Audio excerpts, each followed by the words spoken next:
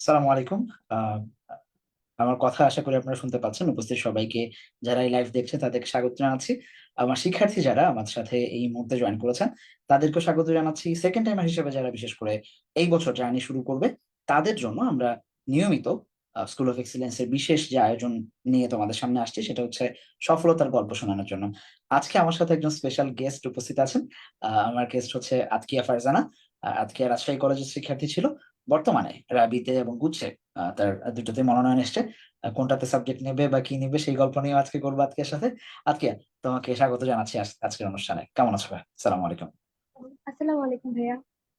আলহামদুলিল্লাহ ভালো আছি ভাইয়া, আপনি ভালো আছেন? জি, আলহামদুলিল্লাহ আমরা সবাই ভালো আছি। আজকে আমরা তোমার মানে সেকেন্ড টাইমার হিসাবে তোমার গল্প শুনবো। আহ, বা প্রথম তোমার পুরো অভিজ্ঞতাটা, অর্থাৎ 2 বছরের যে জার্নি হলো ফার্স্ট টাইম এবং সেকেন্ড টাইম মিলে, পুরো জার্নিটা তোমার কাছ থেকে আমরা একটু শুনতে চাই। আমি যদি ছোট ছোট প্রশ্ন দিয়ে শুরু করি যে প্রথম বছরে তোমার কোথাও চান্স হয়েছিল কিনা বা ভর্তি হও নাই এরকম কোনো কিছু, নাকি একদম সরাসরি ফ্রেশ সেকেন্ড টাইমার হিসেবে শুরু করেছো, কোনটা? ভাইয়া, প্রথম টাইমে কোথাও চান্স হয় নাই। আমি তো ন্যাশনালেও আবেদন করছিলাম না। কনফিডেন্ট ছিল যে কোথাও একটা চান্স হবে। রাজশাহী কলেজের স্টুডেন্ট ছিলাম, তো বলা যায় বেশি ওভার কনফিডেন্টের জন্য প্রথমবারে কোথাও চান্স হয়েছিল না। তো সেকেন্ড টাইম আলহামদুলিল্লাহ চান্স হয়েছে। এটা আহ, আল্লাহর উপর অশেষ শুকরিয়া আদায় করতেছি। আহ, আচ্ছা, এই যে প্রথমবার যখন চান্স হইলো না, স্বাভাবিকভাবেই বাংলাদেশে আসলে অ্যাডমিশন টাইমে একটা বাচ্চার মানে সবচেয়ে বড় রিয়েলিটি চেক হয়ে যায় আমার মনে হয়। যে মানে সবাই আদর করতেছে। এই যে ধরো তুমি রাজশাহী কলেজে যখন চান্স পাইছো, মানে রাজশাহী কলেজে চান্স পাওয়া রাজশাহীর লোকজন বা আশেপাশের এলাকার মানুষজনের জন্য এটা একটা বড় ব্যাপার, একটা প্রাইডের ব্যাপার। সেই সময় একটা ভালোবাসা, তোমাকে প্রায়োরিটি দেয়া, সেটা থেকে হঠাৎ যখন তুমি ইউনিভার্সিটিতে চান্স পেলে না 2 বছরের মধ্যে, তখন কিন্তু আসলে একটা রিয়েলিটি চেক পাওয়া যায় যে পরিবার, আত্মীয় স্বজন, আশেপাশের ফ্রেন্ডরা, অনেক কিছুই পরিবর্তন হয়ে যায়। তোমার কাছে এই অভিজ্ঞতাটা কেমন ছিল যে কোথায় চান্স পাইছো, এই প্রশ্নটা বারবার যে শুনতা, কই পড়ো, এখন কি করো, এই প্রশ্নটা কেমন লাগতো প্রথমবার চান্স না পাওয়ার পর? ভাইয়া, আলহামদুলিল্লাহ আমার ফ্যামিলিতে বলতে গেলে যে খালামণি বা ভাইয়া সব সময় বা আম্মু সবাই হচ্ছে বলতো যে ঠিক আছে, মানুষ চান্স নাই পাইতে পারে, ন্যাশনালে পড়ে অনেক আগায় যায়, তো তুমি ন্যাশনালে পড়বা বা যে কোনোতেই হোক সমস্যা নেই, আল্লাহ এখানে হয়তো বা ভালো রাখছে। আমি সব সময় আমার ফ্যামিলি বা বন্ধু বান্ধবের থেকে এই দিকে খুবই সাপোর্ট পাইছি, কখনো আমি মানে হতাশার মধ্যে যাই নাই। এটাতে আমি কখনো ফ্যামিলিতে এই ব্যাপারে কখনো চাপ পাই নাই। কিন্তু শুনতাম মানে ঈদের মধ্যে সবাই দেখতাম যে আমার বান্ধবীরা সবাই ভর্তি হয়ে গেছে, তারপর সবাই ঘুরতেছে ফিরতেছে, ঈদের জামা কিনতেছে, সবাই অন্যরকম করে ঈদ সেলিব্রেট করতেছে। তো আমিও ভাবছিলাম যে হয়তোবা কুরবানি ঈদে আমি মানে আগের বছরে কুরবানি ঈদটা হয়তোবা গুচ্ছতে আমার চান্স হবে, তো আমিও কুরবানি ঈদে খুব ভালো করে সেলিব্রেট করব। কিন্তু হয় নাই। কিন্তু খুবই নিজের কাছে খুবই খারাপ লাগতো যে আহ, মানে কি হইলো আসলে, মানে আশা করি নাই। আহ এই আর কি। কিন্তু ভাইয়া সবাই আমাকে মোটামুটি সাপোর্ট করছিল বলতে গেলে সবাই। আমার বান্ধবীরা ছিল, মিফতাহুল জান্নাত ছিল, তারপর তাকিয়া ছিল, নাদিয়া ছিল, তামিমা ছিল, তারপর আমার আরো অনেক কয়েকটা ফ্রেন্ড ছিল, নগার ফ্রেন্ড।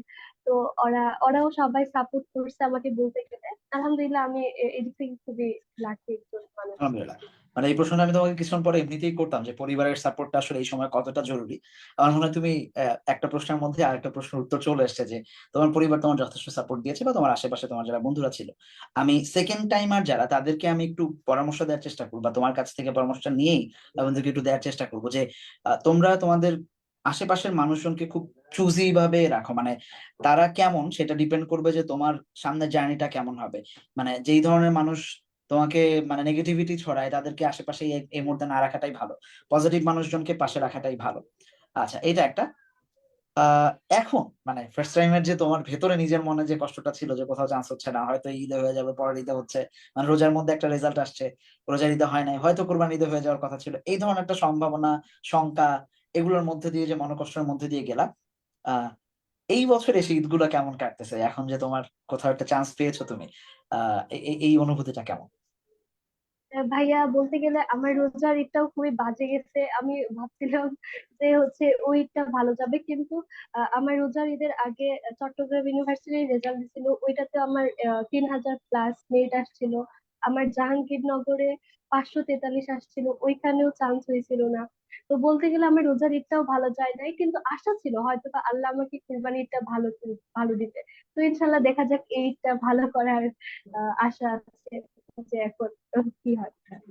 তোমার রেজাল্ট কোথায় কোথায় আসছে এই বছর আমাদেরকে যদি একটু জানাতা, মানে সেকেন্ড টাইমার হিসাবে তোমার ঠিক পজিশন গুলা কোথায় কোথায় আছে এই মুহূর্তে?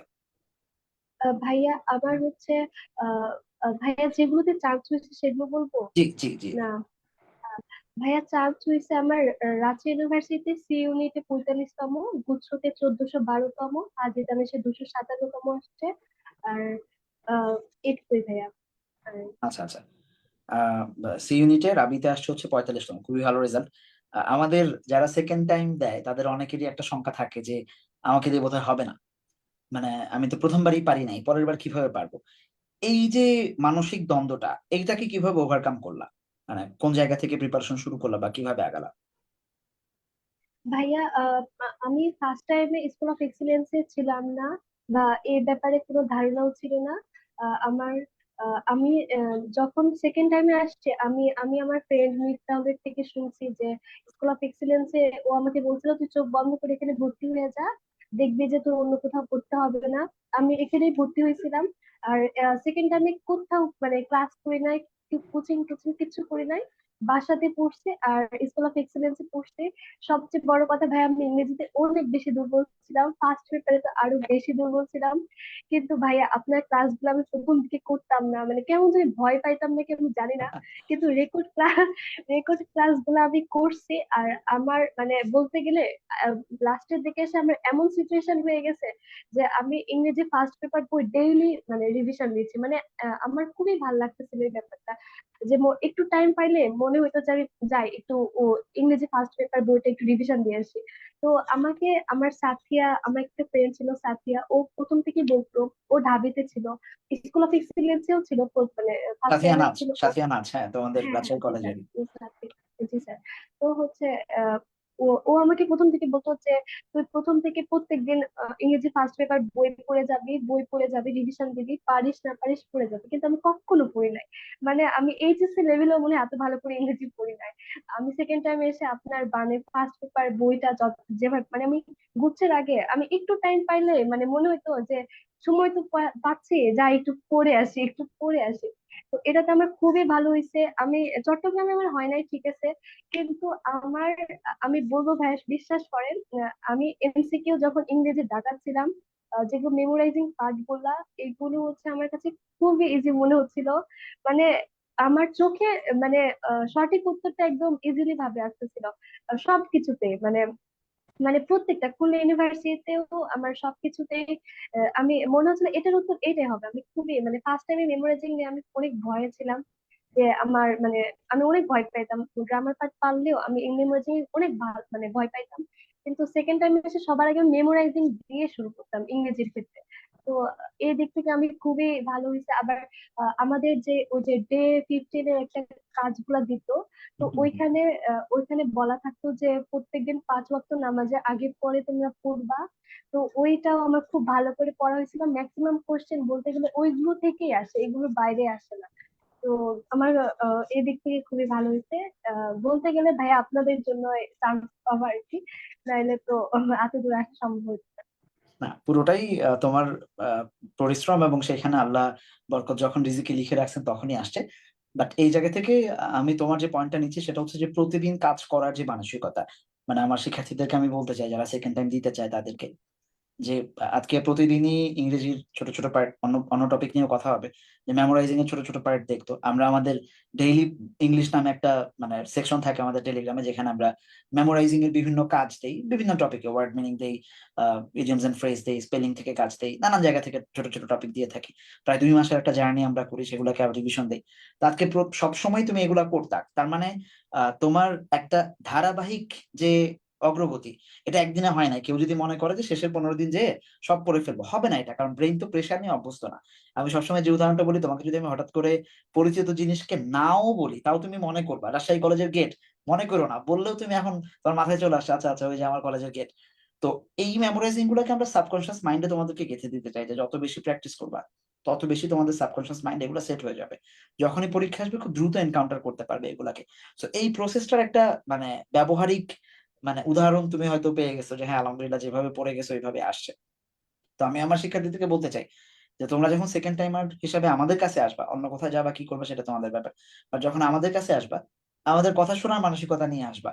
তাতে করে ইনশাল্লাহ মানে লস খাবা না। চান্স পাওয়ার না পাও আমরা বলতেছি না যে আসলেই চান্স নিশ্চিত, ডেফিনেটলি আমাদের সেকেন্ড টাইমারে সবাই চান্স পায় না, কিন্তু যারা কথা শোনায় তাদেরকেও চান্স না পাইলেও অন্তত জীবনে অনেক কিছু শেখে।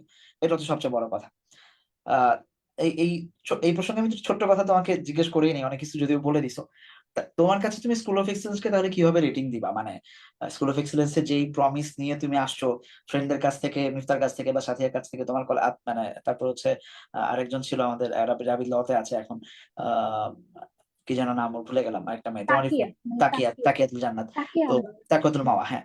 তো ওরা সবাই যখন তোমাকে বলেছে এবং সেই আশা নিয়ে যেটা তুমি আসছিলা, তোমার কি মনে হয়েছে যে পরিচর্যার সেই দায়িত্বটা আমরা ঠিকঠাক নিতে পেরেছি, বা কতটুকু হ্যাঁ ভাইয়া, মূল্যায়ন করবা? অবশ্যই অবশ্যই।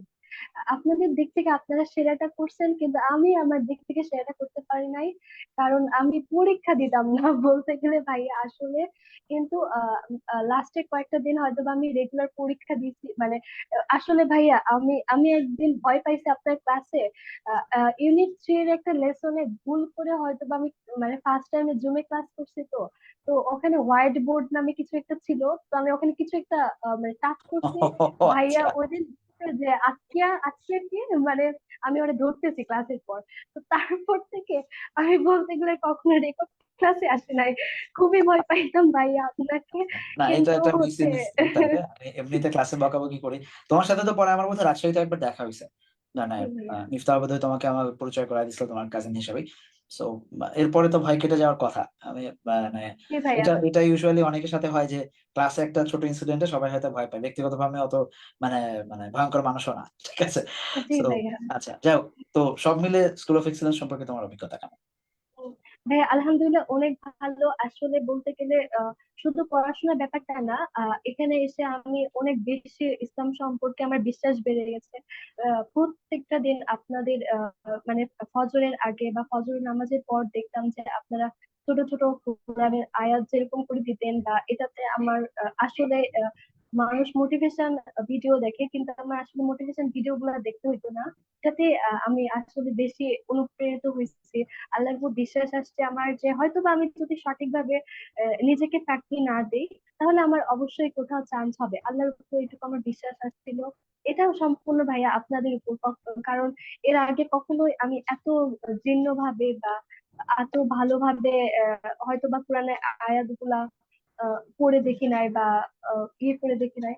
তো এখানে বলতে গেলে আমি আল্লাহর উপর যত আমার আরো বিশ্বাস বেড়ে গেছে, তারপর সবকিছু মিলে ভাইয়া আপনারা সেরা। এটাই বলবো যে আমার সবকিছুতেই ভালো লাগছে। হাসান ভাইয়ের ক্লাস, বাকি ভাই মানে আপনার ক্লাস, তারপর বাংলা মাহফুজ ভাইয়ের ক্লাস, তারপর বাকি স্যারদের ক্লাস গুলো আমার খুবই, মানে আমি চোখ বন্ধ করে বলবো যে খুবই খুবই ভালো লাগছে। তো কেউ যদি এখানে ভর্তি হয়, অন্য কোথাও ক্লাস না করলে এখানে রেগুলার মেনটেন করলে মানে তার একদম টপ করা সম্ভব। আসলে তাই। ইনশাআল্লাহ। আমাদের যদিও তুমি এক্সাম নিয়ে ফাঁকিবাজি করছো, বাট এখন তোমার রিয়েলাইজেশন কি যে এক্সাম আসলে কতটা ইফেক্টিভ হয়? কারণ আমরা তো অনেক এক্সাম নেই, লাইক প্রত্যেকটা ক্লাস শেষ হওয়ার সাথে সাথে আমরা একটা কনসেন্ট্রেশন টেস্ট নেই 10 মার্কের, তারপরে ক্লাস টেস্ট নেই আলাদা করে একটা, মানে পরের ক্লাসের আগে একটা ক্লাস টেস্ট হয় সেটা 15 মার্কসের। এইটার উপরে আবার উইকলিতে যেই কয়টা ক্লাস হয় 2টা বা 3টা, সেটার উপর একটা উইকলি টেস্ট হয়। আবার মান্থলিতে যে চারটা চারটা লেকচারের উপর একটা মান্থলি টেস্ট হয়। এই যে একটা নির্দিষ্ট লেকচারের উপরে প্রায় 3টা 4টা এক্সাম টানা দেয়া, নতুন নতুন প্রশ্নের মান কেমন থাকে, আর পরীক্ষার হলে গেলে এটা আসলে কতটুকু উপকৃত হয় শিক্ষার্থীরা, বা তোমাদের অভিজ্ঞতা কি যে আসলে পরীক্ষাটা দেয়া কতটা জরুরি? ভাইয়া আমার এটাতে মানে সম্পূর্ণ এটা আমার দায়ভার। কারণ আমি মানে এক্সাম ভালো করে দেই নাই, কিন্তু লাস্টের দিকে এসে আমি এক্সাম গুলা দিছি, তখন আমি দেখতেছি মানে এই এক্সাম গুলা যদি আমি আরো আগে থেকে দেওয়া শুরু করতাম, তাহলে আমার মনে হয় আমার মানে গুচ্ছ পর্যন্ত পরীক্ষা দিতে হতো না, হয়তো বা আমার চট্টগ্রামের দিকে আমার মানে আর আমার রোজারিটাই খুবই ভালো কাটতো। কারণ এখানে এত পরীক্ষা নেওয়া হয় বা এত ভালো করে কোশ্চেন গুলা করা হয়, এই কোশ্চেন গুলা মানে একদম পরীক্ষার হলে, আর এই কোশ্চেন গুলা সেম, মানে কেউ যদি এই কোশ্চেন গুলো বারবার করে রিপিট পরীক্ষা দেয়, তাহলে আমার মনে হয় না যে সে আলাদা করে মানে তার কোথাও আটকাবে, বা সে যদি হ্যাঁ আটকাইতে পারে যদি সে এই কোশ্চেন গুলো ভুল করে, কিন্তু আবার যদি সলভ না করে, যে পরীক্ষা দিচ্ছে ঠিক আছে কিন্তু কোনো সলভ করতেছে না, তাহলে তো হবে না। সলভ করতে হবে বা নিজের ভুলটা ঠিক করতে হবে। আপনি বলছিলেন যে তোমরা একটা মানে পাপের খাতা তৈরি করো, তো ওই পাপের খাতাটাতে যে হচ্ছে মানে ওইটাতে আমি ডেইলি নোট করতাম, বা আমি আমি যেগুলো ভুল করতেছি, বিশেষ করে আমি ইংরেজি পারতাম না ভালো করে, তো আমি ওইগুলো ভালো করে নোট করতাম, যেগুলো আমার ভুল যাইতো ওগুলো পরীক্ষার আগে আগে জাস্ট দেখে গেছি। তো আলহামদুলিল্লাহ, মানে আমি বলবো যে পরীক্ষা খুবই গুরুত্বপূর্ণ একটা ব্যাপার। প্র্যাকটিস আপনাদের প্র্যাকটিস যে বইটা ছিল, তো এটাও খুবই মানে আমি বলতে গেলে ভাইয়া বলছিল যে মধু ভাইয়া বলছিল যে তোমরা 5-6 ঘন্টা টানা এটা শেষ করে ফেলতে পারবা তোমাদের। আমাদের বই নিতে দেরি হচ্ছিল যখন, ভাইয়া তখন বলছিল যে তোমরা এটা নিয়ে ভয় পাইও না, বা হচ্ছে এটা নিয়ে টেনশন করার দরকার নাই, তো তোমরা চাইলে একদিনে একটা বই শেষ করতে পারবা। আসলেই তাই, আমি হচ্ছে একদিনে বা টানা 6-7 ঘন্টার মধ্যে একটা পুরা বই মানে কয়েকবারে শেষ করে ফেলা সম্ভব। এটা এটা আমার আমার আমি পরীক্ষায় ফাঁকি দিই ভাইয়া ঠিক আছে, কিন্তু আমি এই প্র্যাকটিস গুলো অনেক ভালো করে করছিলাম। আমি আজকে রাতেই একটা ক্লাস আছে বিউপি এফএডাব্লিউএস এর উপরে, প্রশ্নের উপর একটা সমাধান বিশ্লেষণ ক্লাস নিবো আমরা, যেটা নিয়মিত সেকেন্ড টাইমারদের জন্য ক্লাস দেওয়ার চেষ্টা করছি। তো আমার মিটিং এর ঠিক পর পরে আমি হচ্ছে ক্লাসে ঢুকবো। তো আজকে আমি যখন ক্লাসে স্লাইড প্রিপেয়ার করছিলাম, তখন আমি মানে এই ডাইজেস্ট নিয়ে বসছিলাম যে ঠিক কোন কোন জায়গা থেকে প্রশ্ন আসছে বিউপি তে। মানে আমি নিজে অবাক হয়েছি যে ফার্স্ট পেপার থেকে তো এফএডাব্লিউএস অনেক প্রশ্ন আসে, আমাদের ক্লাস টেস্টের প্রশ্ন বা উইকলি টেস্টের প্রশ্ন আমার মনে হচ্ছিল হুবহু ঠিক যেভাবে আমরা চিন্তা করে প্রশ্ন ঘুরায় ঘুরায় সেট করছি, বিউপির প্রশ্ন করতে ওইভাবেই প্রশ্ন সেট করছেন।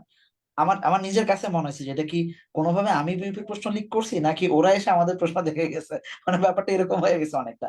তো আমাদের শিক্ষার্থীরা যদি মোটামুটি আমাদের এক্সাম গুলো ঠিকঠাক দেয়, আমি এজ এ মেন্টর এটা দায়িত্ব নিয়ে বলতে পারি যে ইনশাল্লাহ মানে প্রস্তুতির জায়গাটা হয়ে যাবে। এবার চান্স পাওয়া তার ভাগ্যের ব্যাপার, আল্লাহ রিজিকে রাখবেন কিনা সেটা উত্তম মনে করবেন কিনা আল্লাহ সেটার ব্যাপার। কোথায় গেলে উত্তম হবে আল্লাহ সেটা ভালো জানেন, আল্লাহ আলিমুল গায়ব, তিনি ভবিষ্যৎ জানেন, আমরা জানি না। আমরা মাথায় রাখি যে আমাদের এই জায়গায় গেলে ভালো লাগবে, বাট আলটিমেটলি জার্নিটা আল্লাহ যেটা কবুল করেন সেটাই। তো ওই জায়গা থেকে আমি তোমার পরামর্শ মেনেই আমি আমার শিক্ষার্থীদেরকে বলবো যে নিয়মিত একটু এক্সামটা সবাই যেন দেয়, যারা আসবে ওই মানসিকতা রেখে যেন আসে। আচ্ছা, আহ ডাইজেস্ট নিয়ে যদিও তুমি বলে ফেলেছো, বা আরেকটু বিস্তারিত জানতে চাচ্ছি যে আসলে প্র্যাকটিস বুক গুলা বা আমাদের যে ডাইজেস্ট থাকে হার্ড কপি, এইগুলার প্রত্যেকটা বাংলা ইংরেজি এবং জিকে আহ কতটা ইফেক্টিভ তোমাদের জন্য?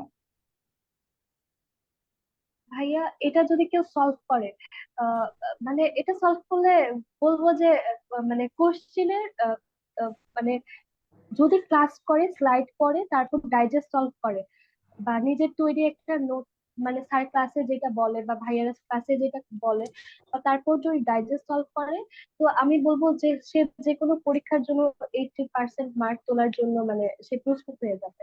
তো এটা কারণ এখানে এত সুন্দরভাবে প্রত্যেকটা টপিকের জন্য আলাদা আলাদা করে কোশ্চেন আলাদা ভাবে দেওয়া আছে।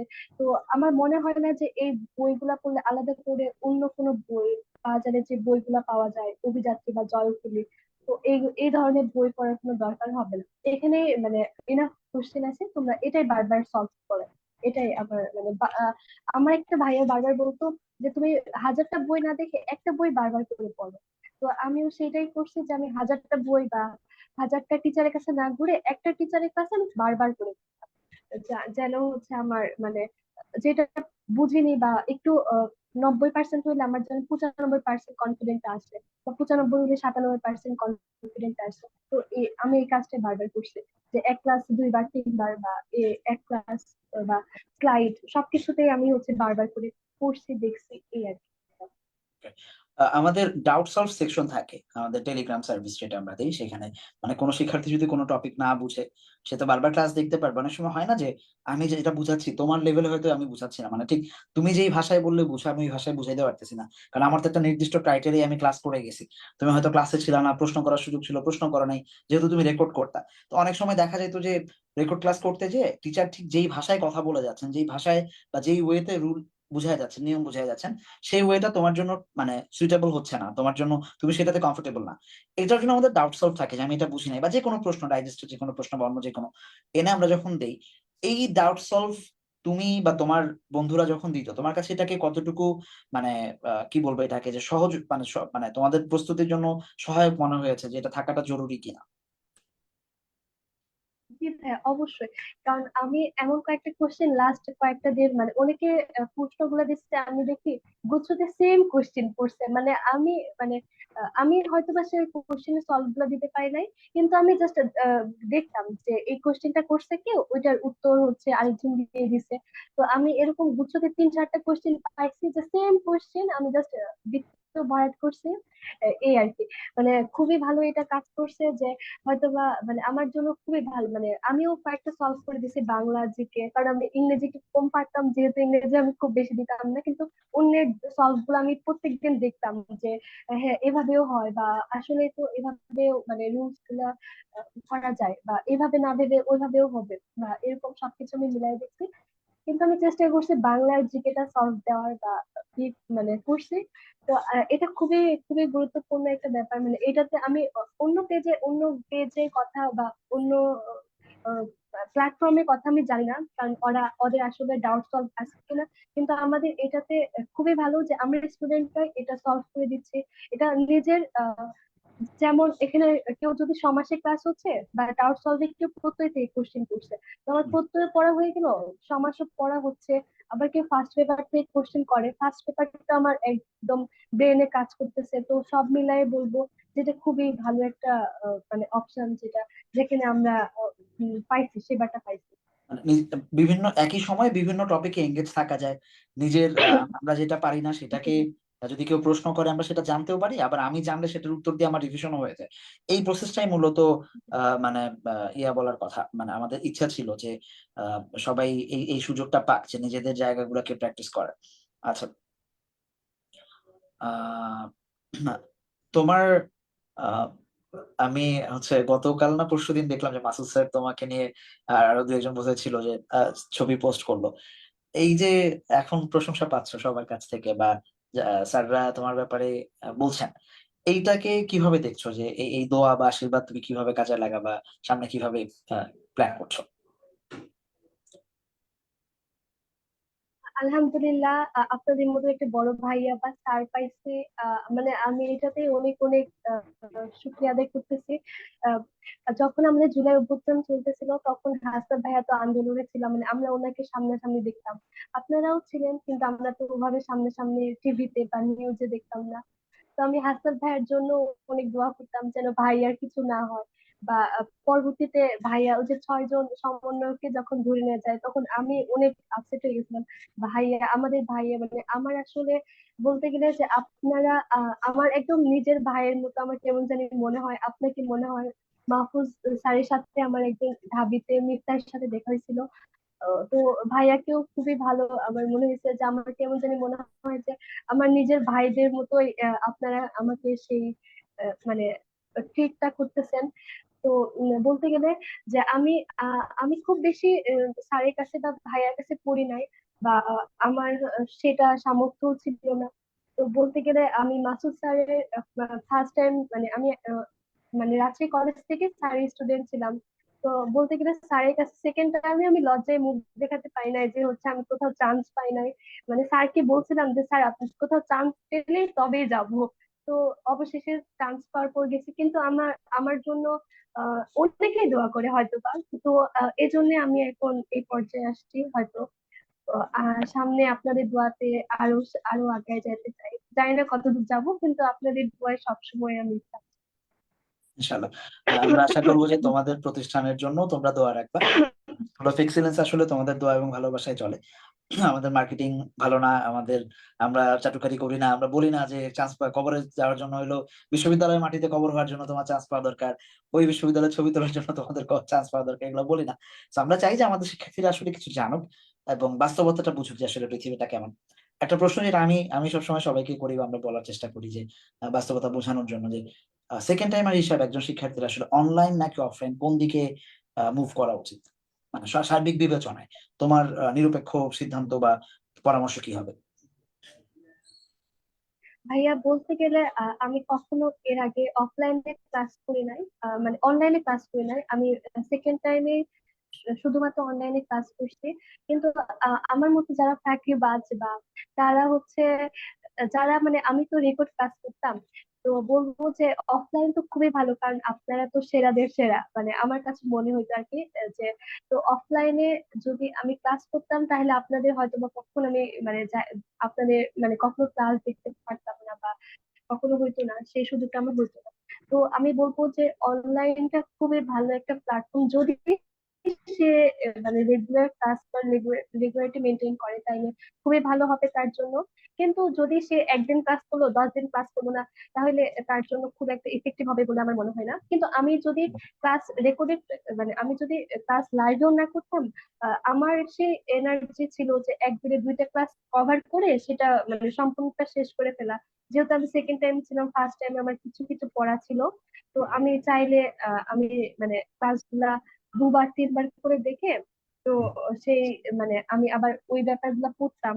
তো মানে আমি চাইলে বইতো আর কি। কিন্তু আমি বলবো যে অফলাইন হোক বা অনলাইনে হোক, নিজের পড়াটাই মেইন, যে বাসাতে পড়াশোনা করতে হবে। কিন্তু অনলাইনে হলে এই যে সেরাদের সেরাদের সেরা স্যার গুলোকে পাওয়া যাচ্ছে, মেন্টর পাওয়া যাচ্ছে। তো এই জন্য অনলাইনও খুবই ভালো একটা প্ল্যাটফর্ম। তো এইটাই আর কি ভাইয়া। কিন্তু স্কুল অফ এক্সিলেন্স এর মতো আমি কোনো অন্য কোনো প্ল্যাটফর্ম হয়তো বা আমি কখনো যাচাই করি নাই বা দেখি নাই বা সুযোগও হয় নাই, বা আমি আসলে অন্য কোথাও ক্লাসই করি নাই ভাই। আপনাদের ক্লাসে আমি চোখ বন্ধ করে পড়ছি, যে বিশ্বাস ছিল যে হয়তোবা মানে আমার শেষ পর্যন্ত বিশ্বাস ছিল যে আমার চান্স হবে কি হবে না এটাতে আমি কোনো গ্যারান্টি ছিলাম না। কিন্তু আমার এটুকু মানে ইংরেজি ক্লাস করার পর বা অন্যান্য ক্লাসগুলো করার পর আমার নিজের কাছে ধারণা হয়েছে যে আমি যেটুকু শিখছি, যেটুকু ছিলাম, তার থেকে আমি অনেক আগায় গেছি বা অনেক আমার উন্নতি হয়েছে। এটাই মানে একজন শিক্ষার্থীর সবচেয়ে বড় অর্জন হচ্ছে নিজে সে কতটুকু জানতে পারছে বা পরে মানে সে কোথায় পড়তেছে বা মানে কোন ভার্সিটিতে পড়তেছে সেটা মেন না। সে তার নিজের কতটুকু অর্জন বা সে কতটুকু উম, মানে পরিবেশের সাথে খাপ খাইয়ে চলতে পারে। তো আমার কাছে এটাই মনে হয়, সেটা আপনারা শিখাই দিচ্ছেন বা উম, পথটা দেখাই দিচ্ছেন, এটাই অনেক ভাই আমার জন্য। আচ্ছা, তোমার তোমার নিজের স্পেশাল কোনো জার্নির গল্প বা অ্যাডমিশনে এমন কিছু মানে জার্নির কোনো স্ট্র্যাটেজি যেটা তোমার জুনিয়রদের উপকৃত করতে পারে, এমন কিছু শেয়ার করবা কিনা আমাদের সাথে? ভাইয়া আমি আপনাদের একটা ডেইলি রুটিন ছিল, সেটাতে আপনারা বলতে যে তোমরা রেগুলারিটি মেনটেন করো, তোমরা এখানে ডেইলি রুটিনটা মানে এখানে তোমরা দেখো। তো আমি হচ্ছে প্রত্যেকটা দিন এটা মেনটেন করতাম, যে আমার ওই রুটিনটাতে প্রত্যেকটা দিন 6টা 10 বা 6টা 15-তে আমার শুরু হতো। তার থেকে বড় কথা, আমাদের একটা সেকশন ছিল যে আহ, ডেইলি প্রতিদিনের পড়া প্রোগ্রেস। যে এখানে ডেইলি প্রোগ্রেস। ডেইলি, হ্যাঁ জি, জি ভাইয়া, ডেইলি প্রোগ্রেসে ছিল। তো ওখানে দেখতাম যে অনেকেই ছিল যে 5টার দিকে উঠে পড়তেছে, কেউ 4টার দিকে উঠে পড়তেছে, কেউ 4:30টার দিকে উঠে পড়তেছে। তো আমারও তখন মনে হইতো যে ওরা এত আগে উঠে পড়তেছে, তাইলে আমারও তো মানে উঠে পড়া উচিত। তো আমার এইটাতে খুবই একটা ভালো ইফেক্ট করছে যে তাদের দেখে দেখে আমিও মানে ভোরবেলা উঠে পড়তাম। আর ওই সময়টা একটু নিরিবিলি পরিবেশ ছিল। তো বলবো যে আমাদের ডেইলি রুটিন এর যে মানে পৃষ্ঠাটা দেওয়া হয়েছিল বা ওইটা দেওয়া হয়েছিল, নোটবুকটা দেওয়া হয়েছিল, ওইখানে প্রত্যেকটা দিন আমি ডেইলি মানে প্রোগ্রেস করার চেষ্টা করতাম। হয়তো প্রথম দিন আমার 12 ঘন্টা 13 ঘন্টা, তো শেষের দিকে এসে আমার 16 ঘন্টা 17 ঘন্টা হয়ে যায়। তো আমি নিজেকেই সবসময় চেষ্টা করতাম যেন আজকে 12 ঘন্টা হলে কালকে 12 ঘন্টা 10 মিনিট হয়, বা একটু আগায় যেন যাই। বা আমি নিজেকে সবসময় এটাই বলবো যে মানে আপনাদের যেই আহ, উম, পুরা মানে মানে আপনাদের পুরা মানে কি বলবো ভাইয়া, বুঝতে পারতেছি না আসলে। গিফট যে যেগুলো ছিল তো সেগুলো প্রত্যেকটা স্টুডেন্টদের জন্য খুবই খুবই গুরুত্বপূর্ণ একটা ব্যাপার, মানে ডেইলি রুটিনে যে এভাবে মানুষ মানে পড়াশোনা করতে পারে বা এভাবে যে রেগুলারিটি মেনটেন করতে পারে। আর ওখানেও প্রত্যেকটা পৃষ্ঠায় পৃষ্ঠায় লেখা ছিল মানে মানে কি বলবো ভাইয়া, ইন্সপিরেশনের কথা বলা হয়েছিল যে প্রত্যেকটাতে আমি পড়তাম যেন এক পৃষ্ঠা করে শেষ হলে পরের পৃষ্ঠায় কোনটা মানে কি লেখা আছে এটা পড়ার জন্য হইলেও আমি প্রতিদিন রেগুলারিটি মেনটেন করতাম। কিন্তু আসল কথা হচ্ছে মানে প্রত্যেকটা দিনের পড়া প্রতিদিন করে ফেলতে হবে। আর আমি আসলে ডেইলি রুটিনে আমার বলতে গেলে আমি আগস্ট মাস থেকে আমার মার্চ পর্যন্ত প্রত্যেক দিনের রুটিনটা আমার ওখানে, আমি নিজে নিজের পড়াটা আমি ওখানে মেনটেন করছি। তো এটাও খুব ভালো একটা ব্যাপার। তারপর বললাম যে ভাইয়া যে আপনাদের ক্লাস স্লাইড, তারপর আপনাদের সবকিছু ডাউট সলভ, এই সব কিছু মিলে আমি খুবই ভালো একটা প্ল্যাটফর্ম। সব মিলায় একটা গোছানো প্রস্তুতি এখানে হয়ে যাবে। আমার মনে হয় না যে এখানে পড়লে আলাদা কোথাও পড়া দরকার হবে বা অন্য কোথাও উচিত, মানে উচিতই না, মানে আসলেই উচিত না। এখানে পড়লেই সব করা হয়ে যাবে আর কি। আশা করছি যে তোমার জুনিয়ররা এই উপদেশ, তোমার অভিজ্ঞতা থেকে উপদেশ নেওয়ার চেষ্টা করবে যে রেগুলারিটির যে ব্যাপারটা তুমি বললা যে আমি ছোট করে আগাবো। আমি যে কথাটা সবসময় তোমাদেরকে বলতাম যে তোমার আরেকজন 15 ঘন্টা পড়তেছে এটা দেখে আজকে তুমি কান্নাকাটি করে লাভ নাই, ডেলি 10 মিনিট বাড়াও। মানে তুমি আজকে 5 ঘন্টা পড়ো, 1 মাস পরে দেখা যাবে যে প্রতিদিন 10 মিনিট অ্যাড করতে করতে 3 ঘন্টা বেশি পড়া শিখে গেছে, মানে 8 ঘন্টা পড়া উঠে গেছে। এইটাই তোমার টার্গেট, যে আমার প্রোগ্রেসটা ডেইলি হচ্ছে কিনা। আলহামদুলিল্লাহ যে তুমি এটা পুরোপুরি মেনটেন করতে পারছো, শুকরিয়া আল্লাহর কাছে যে আল্লাহ সেভাবেই হয়তো আমাদেরকে মানে আহ কি বলবো, যে এখন যেটা পেয়েছি আমরা সেটা হয়তো আল্লাহ ওই রহমতের জায়গা থেকেই দিয়েছেন। আশা করবো যে তোমার জুনিয়ররাও সেই জায়গা থেকে উপকৃত হবে। আহ কোন ভার্সিটিতে কোন সাবজেক্ট নিবা এই প্ল্যান করছো কিনা এখন পর্যন্ত? যদিও তোমার সাথে এই ব্যাপারে আমার কথা হয়েছে, জাস্ট আমি এটা সব গেস্টকেই জিজ্ঞেস করি, এই জন্য তোমাকে জিজ্ঞেস করতেছি যে সামনের প্ল্যান কি।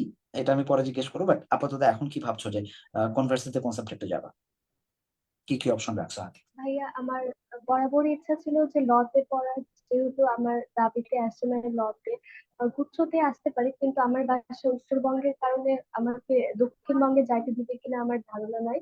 কিন্তু আপাতত রাজশাহী ইউনিভার্সিটিতে ভর্তি হব। পরবর্তীতে গুচ্ছতে সাবজেক্ট চয়েস দিব। তো ওখানে যদি আমাকে বাসা থেকে বা পরিবেশ যোগাযোগ সবকিছু মিলাই যদি যাইতে দেয়, তো আমি ইনশাল্লাহ সামনের দিকে আমি ল এর দিকে যাওয়ার চিন্তা ভাবনা। আল্লাহ কবুল করুক ইনশাআল্লাহ। ভবিষ্যতে কি করতে চাও, মানে জীবনে কি হতে চাও? ভাই একটা ভালো মানুষ হইতে চাই। আলহামদুলিল্লাহ।